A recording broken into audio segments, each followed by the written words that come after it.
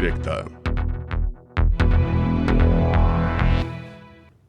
El sistema penitenciario de máxima seguridad en México, el tema que aborda hoy con su comentario el maestro Alfonso Partida Caballero. ¿Cómo está? Buenas tardes. Buenas tardes, José Ángel. Efectivamente, haciendo la entrega correspondiente a nuestro auditorio de este tema que en días pasados se puso de moda y que es necesario que entendamos qué es la máxima seguridad y cómo se dio en México. La historia de las prisiones en México es la historia de un desastre continuado, donde lo que se busca es la venganza y no la readaptación social, y menos aún la reinserción. Es una especie de psicopatía social, ya que en las prisiones de máxima seguridad existe todo menos la reinserción y menos la readaptación. Debemos tomar en cuenta que una pena sin tratamiento humano es, pues, una venganza en sentido estricto. El debate de este tema sobre las prisiones de seguridad, que no son otra cosa que las penales de alta seguridad llamadas, han suscitado una polémica que no cesa.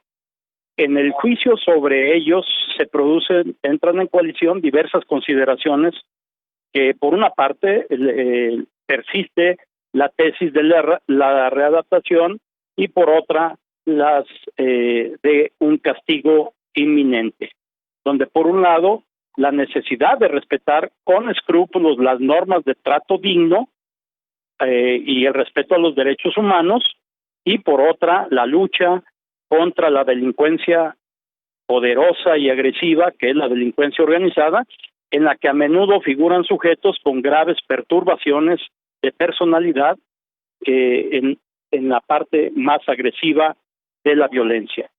Las prisiones de máxima seguridad fueron creadas como una excusa de la lucha al crimen organizado y el terrorismo. Surgieron en Europa, en Italia para ser exactos, y posteriormente en Estados Unidos y en América Latina no fue la excepción, que recordemos que no se nos da mucho esto de copiar, pero copiar mal, ¿no? No readaptar, sino copiar mal, una copia mal hecha de lo que son las prisiones de máxima seguridad en estos países. Este modelo nace después de la captura de Miguel Ángel Félix Gallardo, recordemos en 1985 por allá, y la creación de estas cárceles en México fue la respuesta del gobierno mexicano a la violencia que imperaba en la década de los años 80 y en opinión de el jerarca de estas cárceles de máxima seguridad, Juan Pablo de Tavira, al aumento de la delincuencia organizada derivada de las luchas de poder entre los cárteles de la droga mexicanos por tener el control de la distribución, la venta y el trasiego hacia otros países. Estas actividades tienen ganancias exorbitantes y un poder suficiente para competir con el Estado, ya que cuentan con 5 dimensiones que son prácticamente un Estado alterno. La primera dimensión es un consejo de administración, o es la mafia, pues, en el sentido estricto. Por otro lado, la dimensión empresarial y financiera para distribuir estos recursos, no solamente en México, sino en el extranjero. La dimensión de la complicidad y protección política es otro punto importante que se debe tomar en cuenta. Y las brigadas de protección, que son de estos sicarios, que son los grupos de choque en contra de policías, de ministerios públicos, de jueces, como lo hemos visto en la ciudad de Colima, y también debemos de saber que tienen una base social importante. En el 1987, surgen el proyecto, su fin era hacer cumplir las penas privativas de libertad a los internos considerados de máxima seguridad o de alta seguridad. Todo esto en un régimen estricto de apego a la ley. Aprobado el proyecto en el 88, Miguel de la Madrid decide materializar a través de la creación de centros federales y solicita a los gobiernos de los estados participantes su ayuda y la donación de terrenos correspondientes. El Estado de México entregó 15 hectáreas en el municipio de Almoloya de Juárez y el Estado de Jalisco dona unos terrenos aledaños al complejo penitenciario de Puente Grande. Este proyecto se concluyó ya entrada la administración del presidente Salinas de Gortari.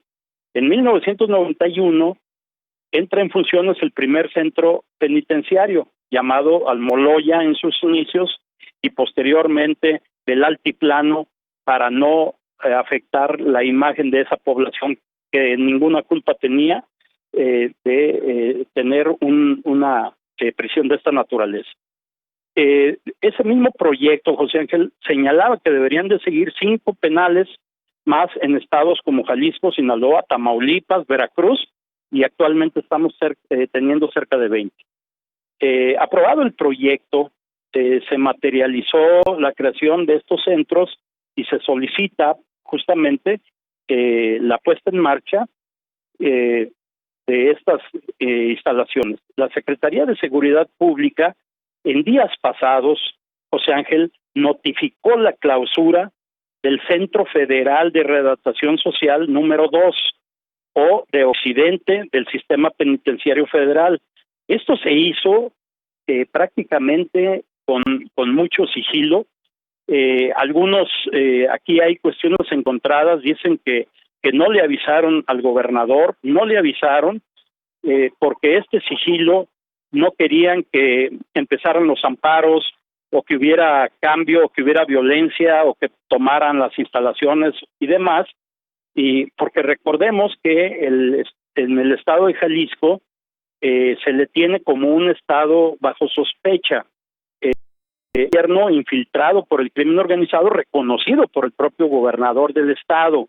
El mes pasado, en el mes de mayo, así lo dio a conocer que la fiscalía y algunas policías estaban totalmente, en ellas estaba inmiscuida la delincuencia organizada.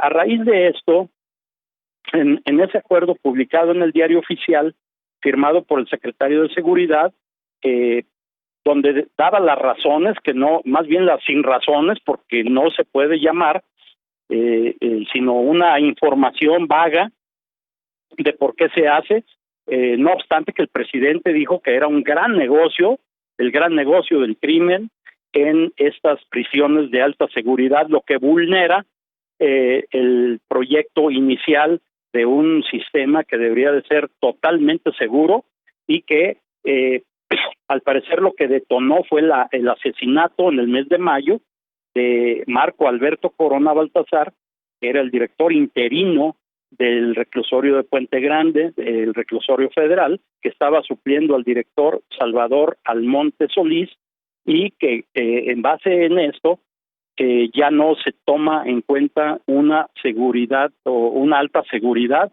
para este espacio, y ya son 2 los puntos. Uno es la penetración del crimen organizado en las instituciones de Jalisco, y por otra este tipo de amenazas, amagos y asesinatos de servidores públicos que están a la vista. Hasta aquí mi comentario, José Ángel. Mismo que agradecemos, maestro. Estoy a sus órdenes. Muchas gracias. Bueno, es Alfonso Partida Caballero.